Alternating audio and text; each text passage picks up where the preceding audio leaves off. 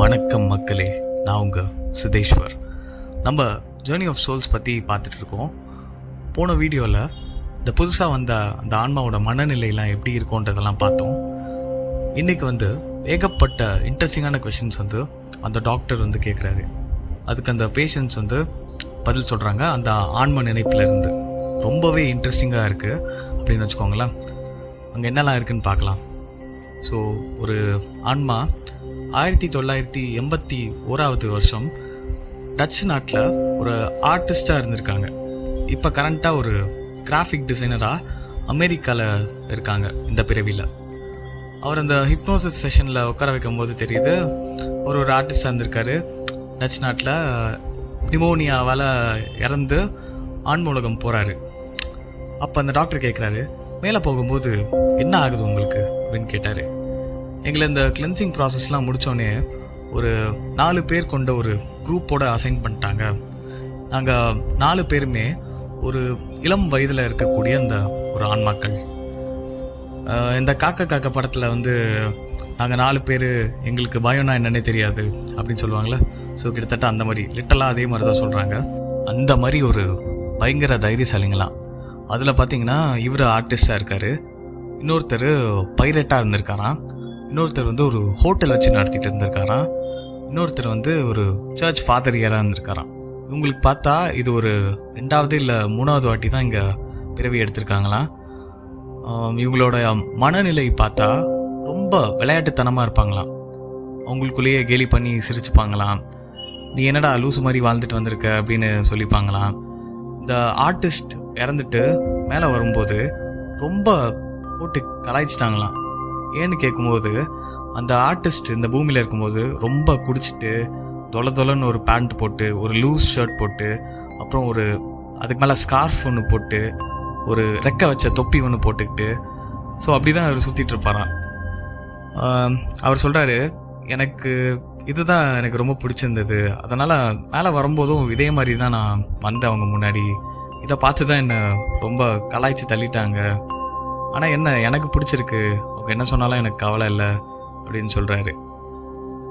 இந்த மாதிரி சிரிச்சா மற்றவங்க தப்பாக நினைக்க மாட்டாங்களா, இல்லை உங்களுக்கு கோவம் வராதான்னு கேட்கும்போது, நீங்கள் சொல்கிறது எல்லாம் இந்த பூமியில் தான் ஒருத்தர் கலாய்ச்சா ஓரளவுக்கு மேலே பொறுத்துப்பாங்க, ஆனால் அப்புறம் அவங்களுக்கு கோவம் வந்துடும்.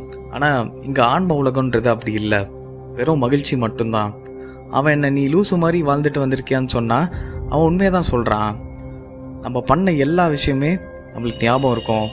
ஸோ அதிலேருந்து திருத்திக்க மட்டும்தான் நம்ம பார்ப்போம். அது மட்டும் இல்லாமல் நாங்கள் 4 பேருமே ரொம்ப கேஷுவலான ஆளுங்க. இந்த ஆன்மான்னு ஒன்று உருவாகி இந்த குரூப்லாம் பிரிக்கிறதுக்குள்ள முன்னாடியிலேருந்தே நாங்கள் ஒன்றா தான் இருக்கோம். அதில் இந்த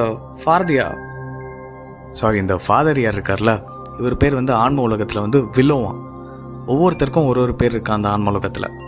ஸோ இந்த 4 பேரில் இவர் ரொம்ப அமைதியாக இருப்பாராம். இவங்க பண்ணுற தப்பெல்லாம் சுட்டி காட்டி, ஏன் இந்த மாதிரி பண்ணியிருக்க, எப்படி பண்ணியிருக்கலாமே, ஸோ இப்படிலாம் சொல்லிகிட்டு இருப்பானா. இதனால் இவங்க விளையாட்டுத்தனம் கூட இன்னும் குறைஞ்சிருக்கான், கம்மியாயிருக்கான். ஏன்னு சொன்னால் அவன் எங்களோட கொஞ்சம் அட்வான்ஸ் ஆகி போயிட்டு இருக்கான். நாங்கள்லாம் இன்னும் இந்த ஒயிட்டாக தான் இருக்கோம். ஆனால் அவன் மேலே ஒரு பிங்க் டிண்ட் தெரிய ஆரம்பிக்குது. மீனிங் அவன் லெவல் 2 போயிட்டுருக்கான் அப்படின்னு வச்சுக்கோங்களேன். என்ன பண்ணுறது, கடுப்பாக தான் இருக்குது. முதல் பிறப்புலேருந்தே கூடயே இருக்கோம். அவனை விட்டு போகிறது ஒரு மாதிரியாக தான் இருக்குது. ஆனால் கூடிய சீக்கிரம் அவனை போய் நாங்கள் பிடிச்சிருவோம். என்ன திரும்பி போயிட்டு வர மாதிரி இருக்கும். நம்ம டாக்டர், அவன் உங்களை விட்டு பிரிஞ்சு போயிட்டா திருப்பி பார்க்கவே முடியாதா, பேசவே முடியாதா அப்படின்னு கேட்டதுக்கு, அப்படிலாம் இல்லை, ஆன்ம உலகன்றது நீங்கள் யோசிக்கிற மாதிரிலாம் இல்லை. யார் கூட வேணாலும் பேசலாம். ஃபிசிக்கலாக போய் பேசணுன்னு மட்டும்தான் அவசியம் இல்லை.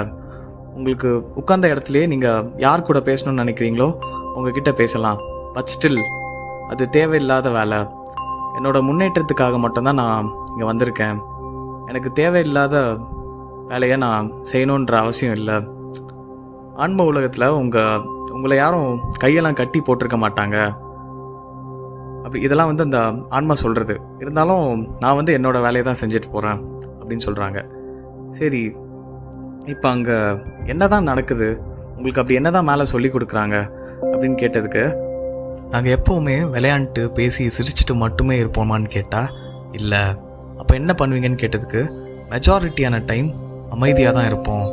நாங்களே எங்கள் உணர்வுகளுக்கான கேள்வி கேட்டு இது சரியா இது தப்பா அப்படின்னு முடிவு எடுத்துகிட்டு இருப்போம். ஸோ இதை மாதிரி இருக்கிறதுனால தான் ஆன்ம முன்னேற்றம் அங்கே நடக்குது. ஏன்னா ஒரு ஆன்மாக்கு ஆன்ம முன்னேற்றம் தான் ரொம்ப முக்கியமான குறிக்கோள். இந்த பூமின்றது வெறும் ஒரு நாடக மேடை. இங்கே வரன்னு மட்டும்தான் இருப்போம். இந்த பூமியில் இருக்கக்கூடிய விஷயங்கள் பார்த்து நீ அது மேலே ஆசை வச்சிட்டேன்னா அது அழியக்கூடியது அப்படின்றது எல்லாருக்குமே தெரியும். ஆனால் இந்த பூமிக்கு வரும்போது இங்கே இருக்கிற விஷயங்கள்லாம் நம்மளை ரொம்ப அட்ராக்ட் பண்ணிடுது.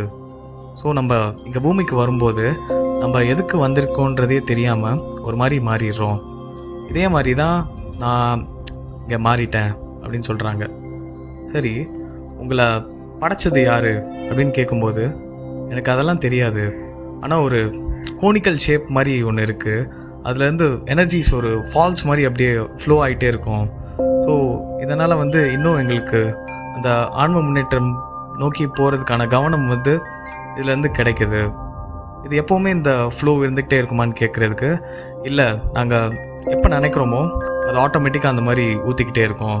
ஸோ இதனால் எங்களால் இன்னும் கூட கொஞ்சம் கான்சென்ட்ரேட் பண்ண முடியுது. இதுதான் கடவுளா அப்படின்னு கேட்டதுக்கு, இல்லை, அவங்க எதுக்கும் மேலே இருக்காங்க அப்படின்னு சொல்கிறாங்க. ஸோ அப்போ இதுக்கும் மேலே இருக்கிறது தான் கடவுளா அப்படின்னு கேட்டதுக்கு, இல்லை, அதுக்கும் மேலே ஒருத்தங்க இருக்காங்க, அவங்க தான் மாஸ்டர்ஸ் அப்படின்னு சொல்கிறாங்க. இவங்கெல்லாம் பார்த்தா ஒரு போர்ட் மெம்பர்ஸ் மாதிரி, அதாவது லீடர் மாதிரி நம்மளை பார்த்துக்கிட்டே இருப்பாங்க.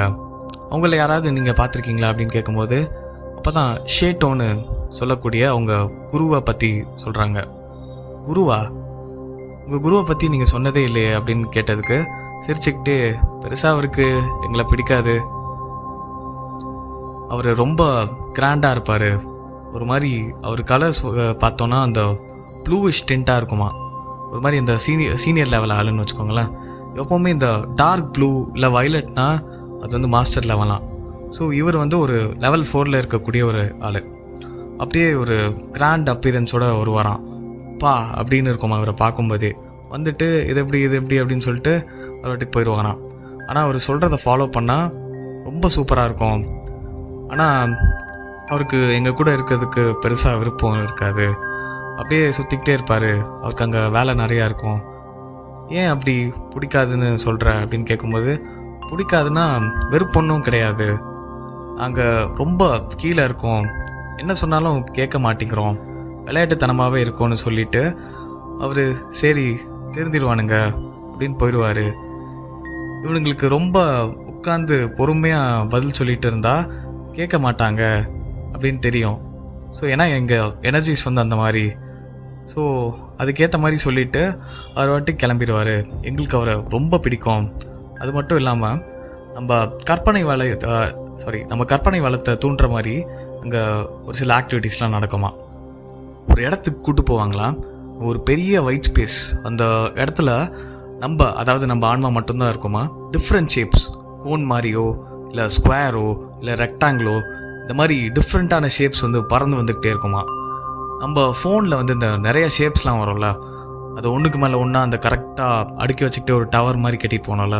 ஸோ அதே மாதிரி நம்ம மன பலத்தினால ஒன்றுக்கு மேலே ஒரு ஷேப்புக்கு மேலே ஒரு ஷேப் அப்படியே வச்சுக்கிட்டே போனோமா.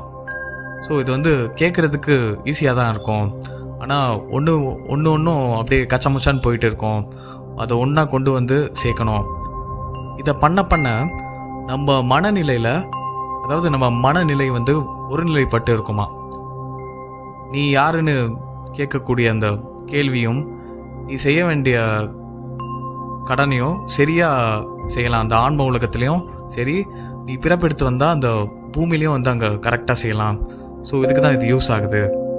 ஸோ இதெல்லாம் யார் மேனேஜ் பண்ணுறாங்க அப்படின்னு கேட்டதுக்கு, அந்த மாஸ்டர் லெவல்ஸில் இருக்கக்கூடியவங்க தான், அதாவது அந்த போர்ட் மெம்பர்ஸ் தான் இதை பார்த்துக்கிறாங்க.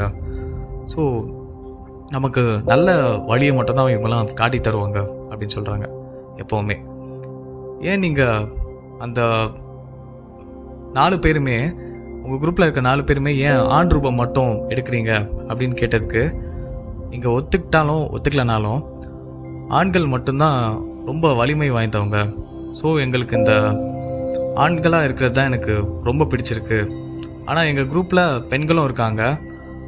அதில் எனக்கு ஒரு பெண்ணை பிடிக்கும், என் ஃப்ரெண்ட்ஸுக்கும் ஒரு பெண்ணை பிடிக்கும். அவங்க சொல்கிறதெல்லாம் நாங்கள் கேட்போம் அப்படின்னு சொல்கிறாங்க. ஆனால் மெஜாரிட்டி ஆஃப் த டைம்ஸ் நாங்கள் 4 பேர் மட்டும்தான் எப்போவுமே ஒன்றா இருப்போம். இதில் என்னென்ன ஒரு விஷயம்னு பார்த்தீங்கன்னா, இப்போ இந்த பிறவியில் இவர் கிராஃபிக் டிசைனராக இருக்கார்ல, ஸோ இவர் ஒய்ஃப் யாருன்னு பார்த்தா அந்த ஒரு பெண் எனக்கு பிடிக்கும்னு சொல்கிறாருல, ஸோ அவங்க தானா.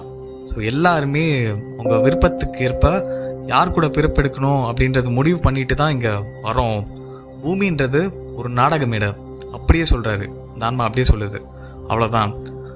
ஸோ இந்த மாஸ்டர்ஸ்லாம் இருக்காங்களா, இவங்களாம் நம்மளுக்கு நல்ல ஒரு வழியை காட்டிக்கிட்டே தான் இருப்பாங்களா எப்போ பார்த்தாலுமே. சரி, நீங்கள் கீழே இந்த பூமிக்கு வரும்போது உங்கள் மனநிலை எப்படி இருக்கும் அப்படின்னு கேட்டதுக்கு, எங்களுக்கு என்ன நடந்துகிட்ருக்குன்னு எல்லாமே தெரியுது. ஸோ என்ன சொல்லுவாங்களா, சரிடா செத்தோடனே மீட் பண்ணலாம், இப்படியே தான் சொல்லிட்டு வருவாங்களாம். ஸோ இதோட இந்த பிகினர் சோல்ஸ்க்கான பார்ட் முடியுது. ஒரு பிகினர் சோல்ஸோட மனநிலை எப்படி இருக்கும்ன்றது இதில் பார்த்துருப்போம் நம்ம. ஸோ அடுத்த டாப்பிக்கில் ஒரு இன்ட்ரெஸ்டிங்கான வீடியோவில் மீட் பண்ணுவோம். நன்றி.